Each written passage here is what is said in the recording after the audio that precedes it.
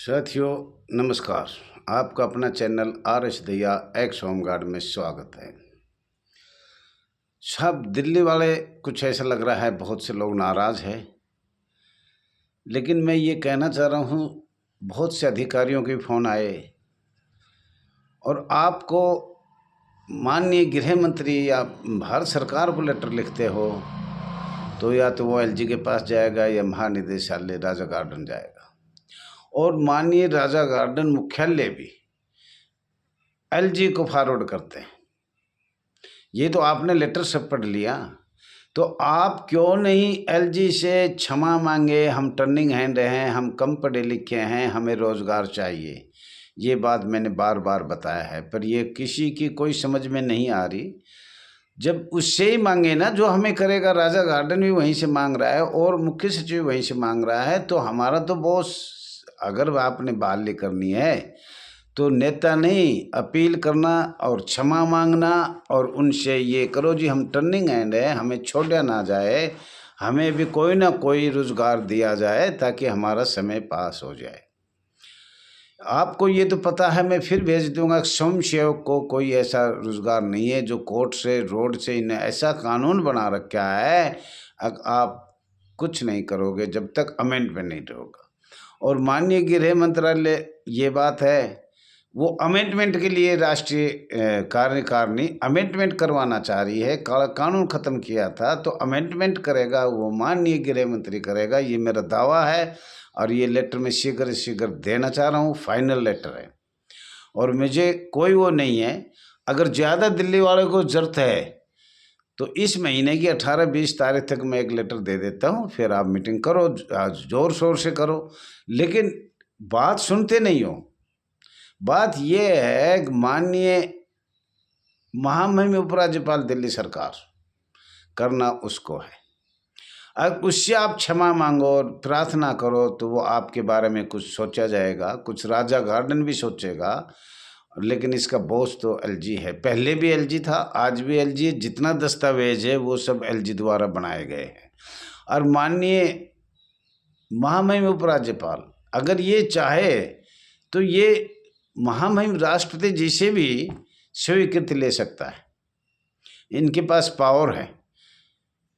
लेकिन हम इनके से अपील करें और ये अपील महामहिम राष्ट्रपति जी से करें तो आपको बिल्कुल बहाली या रोज़गार, टर्निंग हैंड जो लोग हैं, चाहे वो 5 है, 8 है या 10वीं फेल है, जो भी है, तो उनको ज़रूर से ज़रूर कोई ना कोई रोज़गार आज से पहले ही उपलब्ध करवा देते हैं।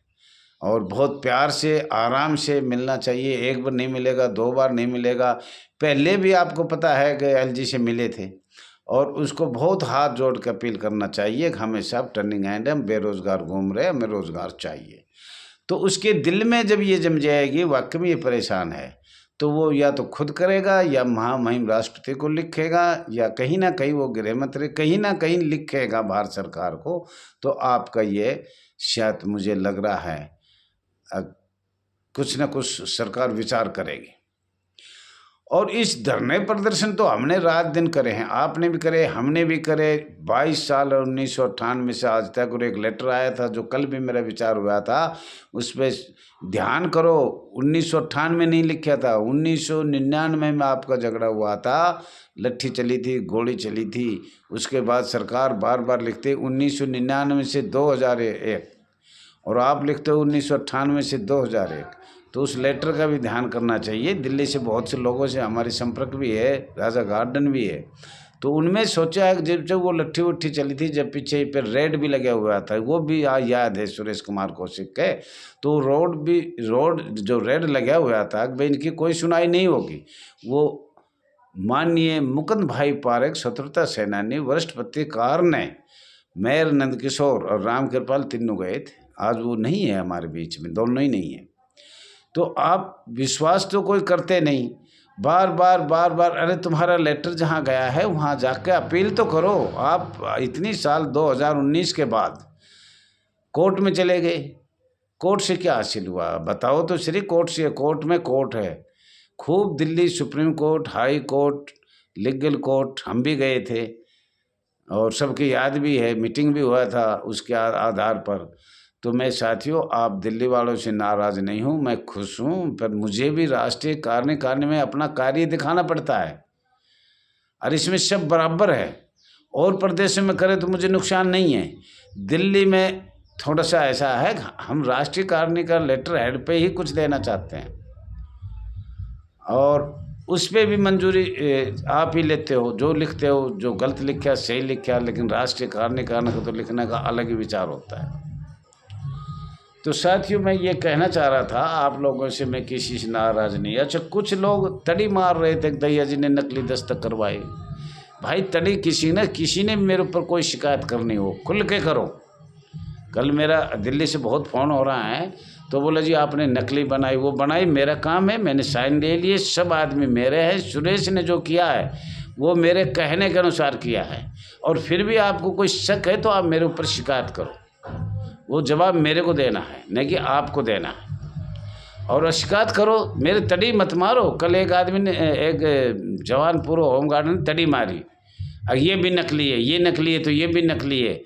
तो मैंने ये कहा था, कोर्ट में जब केस चला गया तो आप धरना प्रदर्शन ना करें, दोनों काम करने से आपको नुकसान है, और किसी से सलाह ले लो। लेकिन बोले नहीं आपने वो नकली किया, वो नकली किया। भाई मैं अब भी फिर कह रहा हूँ, जिस भाई के मेरे बारे में कोई शक है दिल्ली वाले, वो मेरे ऊपर शिकायत करो। सुरेश पे क्यों करते हो, मेरे ऊपर करो, या सुरेश पे करो तो मैं जिम्मेदार मैं हूँ। सुरेश मेरे कहने से नकल बनाई थी या बॉडी बनाई थी, मैंने उसका पूरा खाना पूर्ति कर लिया।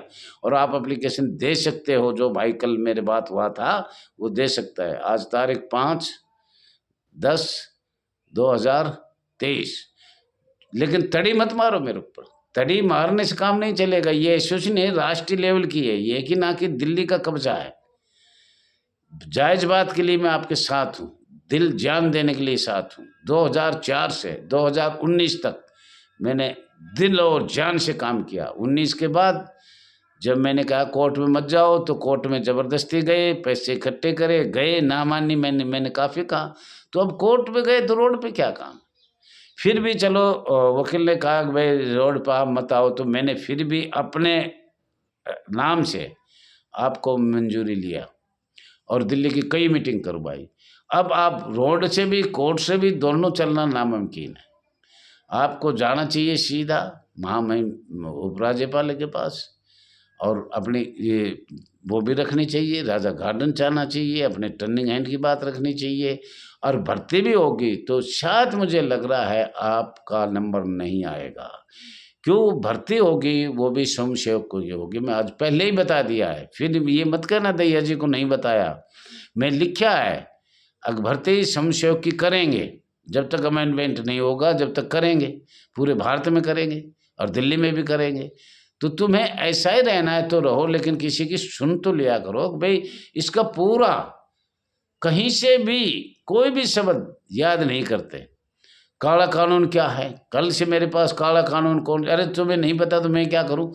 कागज लाओ, पढ़ो, खर्चा करो, जेब से यहाँ मेरे पैसा हो, 20 किलो वजन तोल लेना, कितने कागज निकाले गए हैं और किसको पैसे दिए थे, वो तो सब लिखा हुआ होता है, कितने पैसे लगे हैं। तो साथियों, एसोसिएशन का लेखा जोखा देना पड़ेगा। किसी के भी पास वो झूठ बोले सच बोले, मंदिर बनाया जाएगा, मंदिर के अंदर रख देगा भाई ये खर्च हुआ, ये आमदनी हुआ। दैया जी भी रखे, कोई भी हो, जितने भी बनते हैं दस्तावेज, उनका सबका हिसाब किताब बोरा है और देना भी चाहिए। और अगर कोई नहीं देता है तो मत दो। तो मैं आप साथियों ये कहना चाह रहा हूँ, जिस भाई ने कल फ़ोन किया था वो खूब मेरे ऊपर शिकायत दो। ये सुरेश का थोड़ा सा दिमाग है, वो नहीं चल पा रहा, मुझे पता है। ना ऐसे आदमी को जरूरत ही नहीं थी। उनको तो अभी मेरे चुनाव है और मैं डिजोल्व भी कर सकता हूँ, दोबारा चुनाव भी हो सकते हैं, जब मैं चाहे जब ही बदल सकता हूँ। और किसी दिल्ली वालों को रहना है तो रहिए, जाना है तो जाइए, उसमें कोई बात नहीं। चुने, आज उसका बहुमत भी नहीं है। जो मेरे साथ अखड़ रहा है अकबे आपने ये लिस्ट गलत बनाई, उसका तो बहुमत भी नहीं है, वो तो हमने करवाया था। अकबे इसका बहुमत करो, बाहर स्टेट को इकट्ठा करो, अपना बहुमत दिखाओ। बहुमत सिर्फ ओनली सुरेश का बन सकता है और बाकी बहुत कम नामुमकिन है। तो साथियों, ये बात मैं कहना चाह रहा हूँ दहिया जी की। फिर दिल्ली वालों से हाथ जोड़ के कहता हूँ, एक तो प्रदेश अध्यक्ष कुल कितने हैं उनकी लिस्ट बननी चाहिए। और कोई कुछ मांग रहा है, कोई कुछ मांग रहा है, कभी सुप्रीम कोर्ट, कभी हाई कोर्ट, कभी कुछ, हर आदमी अलग अलग मांग रहे हैं। जब बहस का टाइम आया तो दूसरा वकील खड़ा कर दिया। मतलब अपनी गलती दूसरे पे मत डालो। और साथियों, मैं तो बिल्कुल 20 साल कर लिया, मुझे सीखना था वो सीख लिया। और कोई कल ही टूर्नामेंट मुझे करवा दे जो मेरे कल तड़ी लगा रहा था, मैं तो बहुत खुश हूँ और उसका पैर पकड़ूंगा। मैं चाहता हूँ अभी इतने बुढ़ी उम्र का पढ़ना लिखना और दुनिया को समझाना कोई मामूली बात है। तुम्हें यही नहीं पता एक्ट क्या है, काले कानून क्या है, आगे अमेंडमेंट में क्या दे रहा है दहिया जी, और नहीं मैंने किसी को कागज देता। क्यों?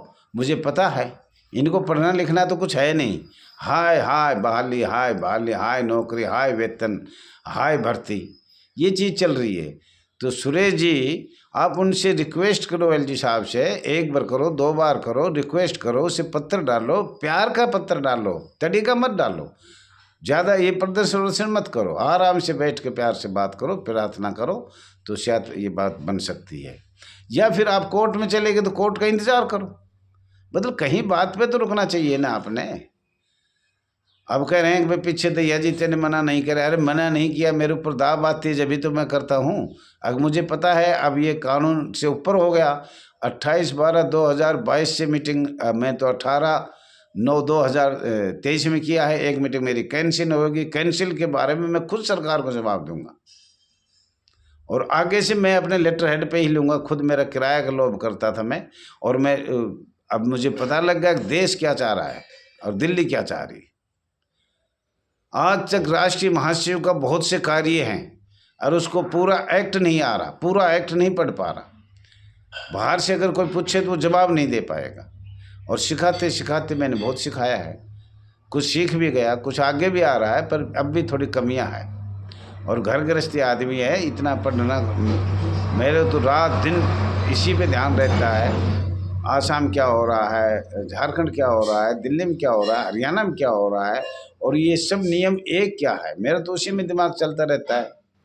और उसी की वजह से माननीय Ashwini Upadhyay, Supreme Court advocate, BJP इकाई दिल्ली का नेता है, जिसने मेरा बहुत सहयोग किया, उसका बार बार धन्यवाद है। तो साथियों, दिल्ली वालों से मैं कहना चाहता हूँ, सब सब्सक्राइब करें, लाइक करें और शेयर करें। और मेरी कभी कोई गलती नहीं मिलेगी। अगर मेरे ऊपर कोई एप्लीकेशन देना चाह रहे तो खूब दो, कितनी भी दो, जितनी तुम्हें मर्जी उतनी दो, पर धौंस मत दिखाओ मुझे मोबाइल पर। थैंक यू, धन्यवाद। और क्षमा भी चाहता हूँ मैं, क्योंकि बूढ़ा आदमी हूँ, आप जवान हो।